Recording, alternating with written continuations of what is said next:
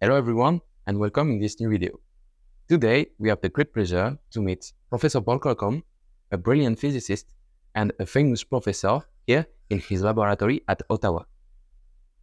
We get a private visit of the lab, showing the experimental setup, the optics and so on, where the Attosecond Physique takes place. But without any further comments, let's start his interview. So, hello Professor. Hello. Thank you for your time. It's a great pleasure to be with you today for your interview. Maybe to start the interview, could you introduce yourself as well as your academic career and the topic that you treat during it? Okay. My name is PAUL CORKUM. I went to high school in St. John, New Brunswick. There I took my first physics course, and the professor, the teacher, inspired me for physics. And so from high school on, from grade 10 on, I wanted to be a physicist. Then I went to undergraduate school at Acadia University in Wolfville, Nova Scotia. And every summer I worked in the lab. It's a small university, and so every summer I worked in the lab. And so that introduced me to experiments. I went to Lehigh University for graduate studies. I guess as many Canadian scientists did in those days. You went to the US. Lehigh was an engineering school more than anything, but it was pretty good in physics. It thought of itself as sort of the Ivy League +1. It was the +1. Not quite the Ivy League, but almost the Ivy League is how it thought of itself. And there I studied theory. And so I was a theorist when I graduated from Lehigh University. And so then I came here as a theorist, but to do experimental physics. And so many people ask me, how did I make the transition from theory to experiment? And so I was interviewed, of course, and during the interview, they asked me, okay, so you're a theorist. What makes you think you can do experiment anyway? And I said, no problem. I've taken my car completely apart, put it back together again, and it works. And so I got the job. And so now I'm an experimentalist. So that's my career. That's the beginnings of my career. Oh, what did I do afterwards? Okay, so afterwards, I was lucky to join NRC, I think, because I joined a group of people who were thinking about CO2 lasers in those days and laser physics. And so I learned all those things in experiment that I should have learned during my PhD, but didn't. So I learned what an oscilloscope was. I didn't know an oscilloscope really, what it looked like before. I learned about lasers and how to align them. I got notes in the notebook about aligning my laser. I think it takes 2 or 3 pages. I mean, something that's so trivial to do now. I can hardly imagine writing 2 or 3 pages on this, but I did. And I was lucky to share an office with a visiting scientist from England, Doug James. And he gave me a feeling for lasers. And that feeling I've used throughout my career. So what did I do that made me relatively well known in physics? I guess the main thing is attoseconds. So I saw attoseconds as you take an atom, you ionize it, but Keldysh had told us how to think about ionization for an infrared light. So you ionize the atom, and now you got a plasma. You got an electron and an ion. You got the beginnings of a plasma. So plasma physicists, they say, let's just follow the motion of the electron in F equals ma as a result of the time-dependent oscillating field. So I did that. And I found that the electron came back and recollided. When it comes back and recollides, what does it do? Makes a bang. Oh, that's a flash of light. And that's the attosecond pulse that has gone on to become a major direction of science. That's what I did. Okay, and during your career, you received a lot of awards, for example, the Wolf Prize or Frontiers of Knowledge Award, which is a very prestigious award. So you received it for your work on Attosecond that you stopped, but could you please tell us more about the Attosecond physics and and the high harmonic generation? So let me see, where do I start? So the Wolf Prize and the BBVA Prize are for attoseconds. And so I guess they say that according to the Wolf Prize committee and the committee for the BBVA Award, this is one of the major directions of physics, maybe one of the directions of physics that's pregnant with opportunities, I think is what they really try to say in the Wolf Prize. So I got this, and it was very, very, very alluring, very nice to do. I got a chance to go to Israel for the Wolf Prize and go to Spain. I've never been to that part of Spain. And although I've been to Israel, I mean, to go to Israel for a Wolf Prize is amazing. So now, what does the subject mean, and why is it pregnant with opportunities? I guess there are many ways to think about what it means and where it can lead. So I always think personally, right from the very beginning, so I got this, and really there's an electron underlying the attosecond pulse. And so the attosecond pulse, you see it, it's important, but there's also, it reports on the electron. And so you also have an electron pulse, which is an attosecond electron pulse, and you see it only through the X-rays it gives out of the attosecond pulse. And so you can understand a lot from the electrons. So we use those electrons to introduce the ideas, I guess, of laser-induced electron diffraction. This electron can diffract from something it sees and tell you about its structure. Or it can interfere with itself and what it was like before it came and tell you about the structure of the electron. So that's the electron itself. It has many, many opportunities, only a few of which I think have not been looked at yet. Of course, you make an attosecond pulse, like an optics, just like you've done with attosecond pulses before. And so that has some new opportunities as well. For example, the attosecond pulse has to be X-rays, otherwise it wouldn't be an attosecond pulse. So X-rays give you the access to the core electrons. So core electrons are sort of important. Think of a molecule, and there's a bunch of core electrons around each of the different atoms. And if the atoms are different, each core electron is a different energy. And so you can use it to probe this local environment in the molecule. Maybe you can probe it and see where excitation is as it moves around the molecule or a solid. So that's one thing that you might do. Of course, traditionally, attoseconds have been used to look at very fast processes. So you don't have to be spatial. It can be look at very fast processes. And things to do with electrons are very fast. Valence electrons are the ones that dominate chemistry. You sort of understand now already, maybe not everything, so you can look at things that you don't understand. And core electrons you understand almost nothing of yet. And so maybe we can tell you something about the electrons that mostly we don't understand yet. And that's another forefront there, the field. I mean, I think I could find many forefronts of the field.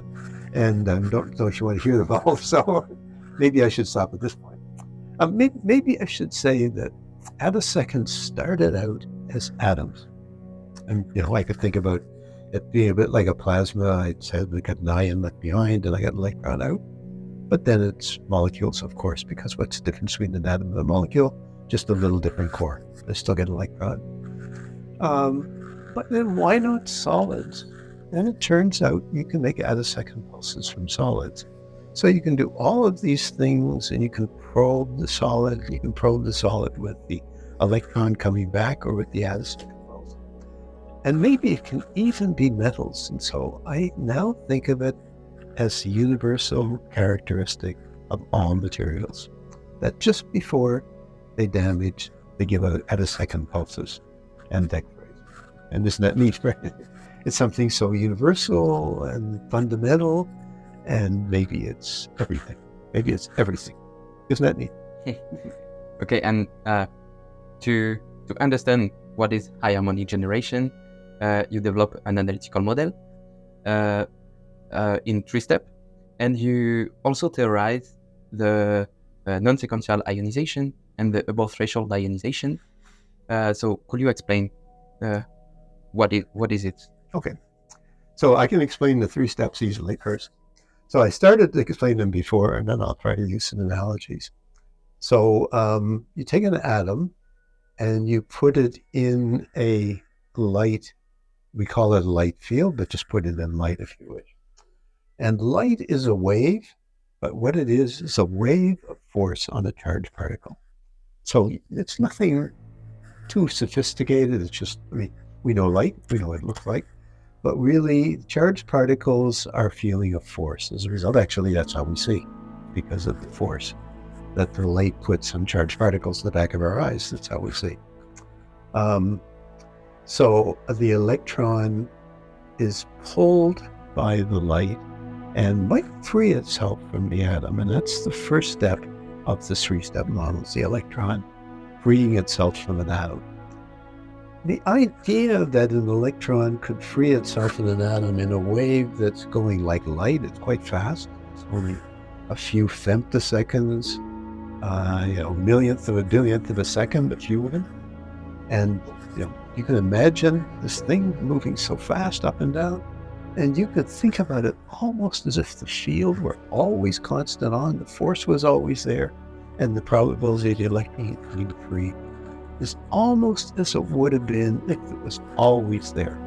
So that was an idea that Keldysh, the Russian scientist, came up with in the 1960s, way, way, way early. It was such an audacious idea. It seemed so possibly true that I think that people of the day, it was before my day, but the people of the day thought they were making a huge mistake. This Keldysh trying to say that you can understand light as if it were a static field, but he was right. Turns out he was right. So that was the first step. So in a sense, Keldysh, although dead now, I made the first step. And then once it's free, the motion of the electron is just a bit like you throw a ball, put a force and it responds. You put a force on this electron or with the light, and it just like you throwing a ball or something like that. And it goes out. And since it's a wave, it comes back in again, just like a wave, out and in, and then it collides. So out and in is the second step, moves like a ball. And the third step is the crash of the electron into the ion. And when it crashes, if you want to see it in a physics term, you can think it falls into the potential, feels the ion right there, it falls into it, and then back out again, and it has got this really fast motion, and that gives the burst of radiation. If you want to think of it in a even better sense, quantum mechanically, it comes back and it interferes with its former self that's still there, but that's a quantum mechanical way. Or you can just say that think fast, just like that. But it's a flash of light instead of a flash of sound. So that's the 3 steps of the 3-step model. To give you an analogy, you can think of lots of them about the ocean, from the ocean. So I come from St. John, New Brunswick, and it's right by the sea. So I like to think in sea terms. So let's imagine you were in a big ship. You've probably seen movies like this. And they were going to launch some lifeboat off the side of the ship. And it's kind of tricky how you put the lifeboat in the water, because you want the lifeboat, of course, will surge in the wave that comes up, and you don't want it to smash back into the boat and smash to smithereens and drown all the people in the lifeboat and things like that. And it's much the same thing for launching an electron from an atom. The atom is the big ship, the electron is the lifeboat, and you try to avoid it smashing back in and smashing, and here it smashes back in, and we want it to smash back in. That's the smashing back in is giving us the burst of light that's the attosecond. So that's the model in physics terms and in an analogy. So when this electron comes back again, so first let me just remind you the 3 steps again. Electron comes out. Keldysh got it in 1960s, almost destroyed his career, but maybe made his career. It comes out and oscillates and comes back again. And I said it crashes, makes a sound, or it makes a flash of light. It can also crash and play pool. Boom, one electron knocks another electron free, and 2 electrons come off simultaneously. And you can imagine that it's just like going and playing a game in the pool hall. So it's like playing pool. So that's non-sequential double ionization. It is one electron crashing into another and letting it go free. So that's that one, and the electron can come back. Instead of doing anything else, you've got a charged particle here, an ion, and an electron, and it can just swing around just like a comet around the sun. And it can swing around and go off again. And in the process of swinging around and going off, it picks up some extra energy. So it turns out to be rather easy to see. Maybe I don't know if I can give you an analogy. I can't think of a good analogy for it. So you'll just have to accept it, that when it does it, if you're able to do F equals MA, you can calculate it. If you can't, you have to accept it. Yes, right now. It picks up extra energy, and that extra energy is odd ATI, very strong extra energy the electron is given. But it's just simply given because of the comet-like nature of the electron going around an ion. Okay, and what kind of application is possible thanks to those? Well, the electron going back and scattering, the simple way to look at it, the most important way, is let's imagine you just had an atom, and then it's really like a comet around it. But if the sun really had 2 suns, you could imagine going between the 2 suns, or going around both suns, or going around the other way. And if you were to look carefully at what happened to the electron, you would be able to tell there were 2 suns. And so I can equally do the same thing by looking at the electrons coming off from a molecule. And I'd be able to say there are 2 atoms in this molecule. And I'd be able to say something about how far apart they probably were. In fact, I could say very precisely how far apart they were. And turns out that you can put 3 and 4 and 5 or 6 atoms on it now. I think that's about where the state of the art is. You can take about 5 or 6 atoms and know something about where they are and whether they will come apart. So that's the consequences, one of the consequences of a non-sequential of electron scattering and picking up energy. I could probably think of others, but I don't right offhand. That's the thing that comes to mind. Diffraction is the big one, I think. Mm-hmm. Okay. Also, we can talk about QED, using harmonic generation to investigate on it. So, yeah, I'm not sure what you're referring to. So I don't know if I know what to say to that. So maybe I don't know what. Indeed, the idea is to produce an attosecond pulse, but really intense. Yes. And thanks to this, we can try something like 10 to the power 26 watt per centimeter square. So the issue that's really fundamental to it is that you can focus light to approximately the wavelength of the light. So harmonics give you a way of making wavelength much smaller than the original wavelength of the light. So the original wavelength of the light was about a micron. Yours is about 100 microns thick. So about 100th of the thickness of your hair. Seems very small, but you can get smaller. And so we can make harmonics that are 1,000 times, thousandths of the wavelength of the light that created it. In fact, 10,000 if you wish. And so in principle, then we can focus to 1,000 times 1,000, because it's this, so it's squared. So 1,000 squared, or 1,000,000 times smaller than is the original light could be focused. You'd like to make the conversion efficient in order to make that important. But if you could make it a conversion efficient to harmonics, then you might be able to do something at an intensity that we do not have access to with ordinary light coming from ordinary lasers, ordinary light.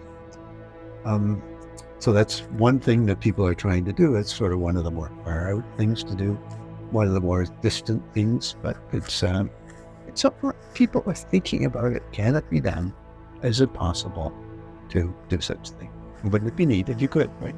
You got over the limit of what seems practical with ordinary light by using harmonics or any method of converting light into shorter wavelength would be good. And a lot shorter would be even better, right? So that's sorry. Do you think that one day it shall be possible? So the issue is really an issue, as I said before, is really of converting light accurately and efficiently and well to shorter wavelength. I would say with harmonics, we still are not very efficient, so we're not very able to do it. That doesn't mean there will not be better ideas that come along. Mm-hmm. So that's one of the things that I think we'll have to wait for a while. There are some possibilities that using surfaces and irradiating a surface instead of an atom will give you a surface form of harmonic generation, and then it will give you an efficient conversion to short wavelength. I think these are still unclear that they will work or not, but there are people that are working on it. I don't need to say they're not, and they probably should be working on it. So it's an interesting direction of science. It's an interesting direction, and you just don't know yet. You don't know. Yeah. For instance, it's just like theoretical model and theoretically, you know. Yeah. And experimentally, you don't know yet. Yeah. You don't know. So during your career, you work on Attosecond, but do you have also other projects, other domain of research? Perhaps do you want to write a book or?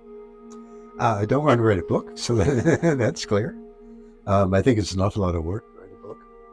I think a book is great. I mean, it's really good. However, it's so much work. It's a daunting prospect, and I don't think I will ever write a book. What's interesting to me right now, what I'm working on right now, one thing that's very interesting, is it turns out that there's a direction of laser research where you don't make an ordinary light beam that's, as you sort of think of it, directed, going along straight, that has its most intense part in the middle, and it's got an edge to it. You can make light beams that have all kinds of different structures to it. For example, you can put it in the middle, have a zero, so that there's no intensity at the center, or there's no electric field at the center, so there's no electric forces at the center. And so you can make other ones too. You can make all kinds of unusual beams. And one of these unusual beams has a magnetic field at the center, but no electric field. They're separated in space, and they're not separated in time, but they're separated in space. And so that magnetic field can be made very, very large, and maybe way larger than anything on Earth, and nobody is doing it. And so we started to try to make these really, really large magnetic fields. They're so large that they're almost unimaginable.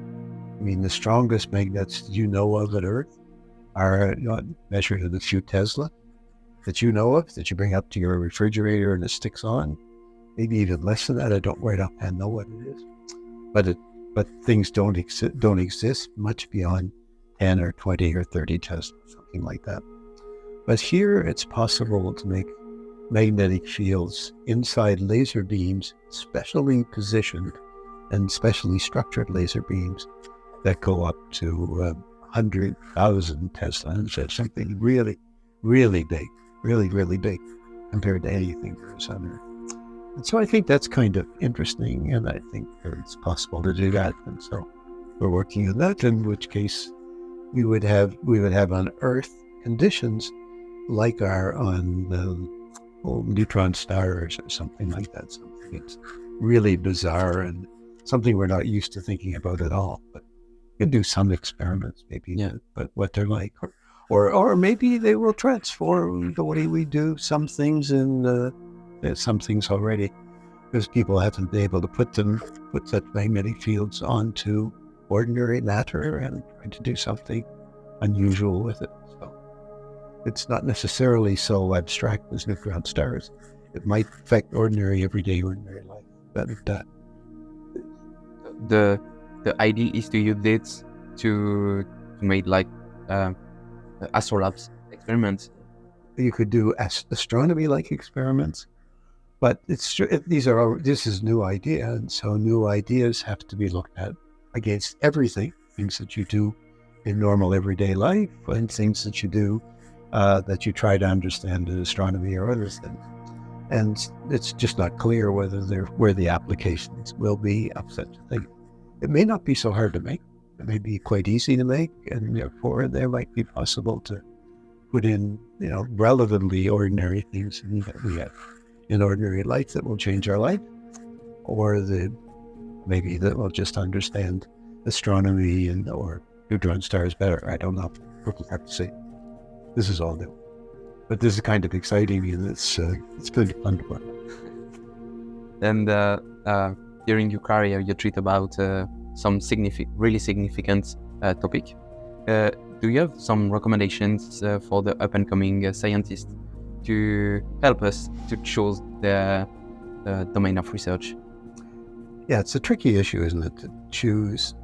I think the issue is to choose something that's original. There's lots of people that have worked before, so you got to find it, that you have a chance of solving. I mean, there are original things that you can come up with, but you have no chance of solving. And so you have to have somehow a chance of solving. And I think that's a tricky issue. What I think is you follow those things that you find are most interesting. So if you can find something interesting, do it. But don't be dumb. If somebody knows it and it's only you that doesn't know it, then go find out somebody else, right? Find out what's known and only work on something that's not known. So I think follow your interest as much as you can, but make sure your interest is stupid. That's all. That's all I did. I followed my interest. I thought, this is interesting. I wonder what happens to this and what happens to this and whatever. And eventually you get an idea that's nobody else has had. And to me, this is really, really exciting, really fun. I always think you ski downhill as fast as you dare is a definition of fun in physical fun. And to get an idea that nobody else has ever had in the world, and you got it, and you think it might be an important idea. So recollision is one of these kind of things. And that is fun. That's intellectual fun. That's the equivalent intellectually of skiing downhill as fast as you dare. That's pricing. Nice. So thank you, Professor, for this interview. Do you have something else to tell to us and to tell to our viewers? No, I don't think so. I mean, you've asked many questions. Thank you, man. Thanks a lot. It was a very nice interview. Thank you. Thank you for watching this video until the end. You can ask your question in comments, and don't forget to like and share to support the channel. Don't forget to spread the scientific word, and see you soon.